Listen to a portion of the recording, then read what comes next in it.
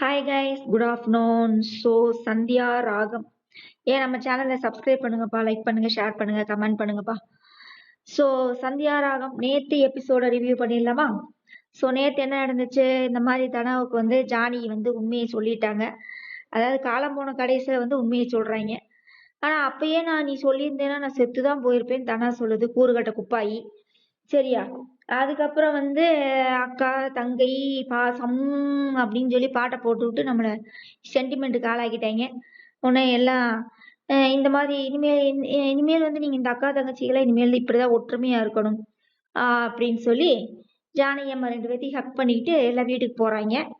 உடனே பத்துமாவும் அந்த சித்திக்காரி இருக்கால்ல, 2 பேரும் ஐயோயோ இதுல என்ன எல்லாம் ஒன்னா வருதுக, என்ன நம்ம மாயா தனா மாயாவை அடிச்சு பத்துவான்னு பார்த்தா இவளே கூட்டிட்டு வந்துகிட்டு இருக்கா அப்படின்னு ஷாக்கிங்ல நிக்கிறாங்களாமா 2 பேரும்.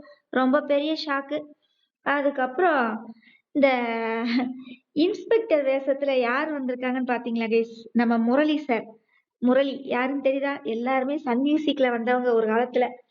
சூப்பரா இருக்கு அவருக்கு அந்த போலீஸ் கெட்டப்பு, செமையா மாசா இருந்தது முரளியோட அந்த இது.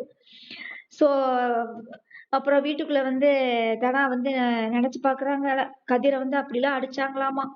தொப்பு தொப்புன்னு கணத்துல அடிச்சாங்க இல்லையா, அதெல்லாம் நினைச்சு பாக்குறாங்க அந்த அம்மணி.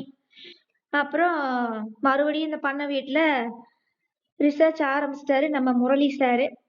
பார்க்கலாம் நீ என்ன நடக்க போகுதுன்னு தெரியல. கண்டுபிடிப்பாங்களா, கண்டுபிடிக்க மாட்டாங்களா? யாரு பழி ஏத்துக்குவா? ஆனா உண்மையிலேயே கொன்னது இந்த லிங்கம் தான். ஆனா இவங்க 2த்தையும் முடிச்சுட்டு போயிடுவாங்களாட்டு இருக்குது. கண்டுபிடிச்சு பார்க்கலாம் இனி என்ன நடக்க போகுதுன்னு தெரியல. முரளி தப்பான ஆளை புடிச்சிட்டு போனாருன்னு வச்சுக்கோங்களேன், நாடகமே டோட்டலா 0 ஆயிரும். லிங்கத்தை தான் கண்டுபிடிக்கணும். ஸோ அந்த மாதிரி எடுத்தாங்கன்னா நாடகம் சூப்பரா இருக்கும். ஸோ இனி தானா கதிரை புரிஞ்சுக்கிட்டாப்புல. இனி கதிரை ஏத்துக்குவாங்களா, ஏத்துக்க மாட்டாங்களா? நீ அதை ஒரு வாரம் ஓட்டணும்ல. அதுக்கப்புறம் சீனவையும் ஆளைய காணுமே. ஏன் சீனவையும் ஆளைய காணும்னு தெரியல. அப்புறம் எல்லா விஷயத்தையுமே பொம்பளைகளே சமாளிச்சிடலாம் அப்படின்னு எடுக்கிறாங்க இல்லையா நாடகம், அது ரொம்ப டூ மச்சா இருக்குது.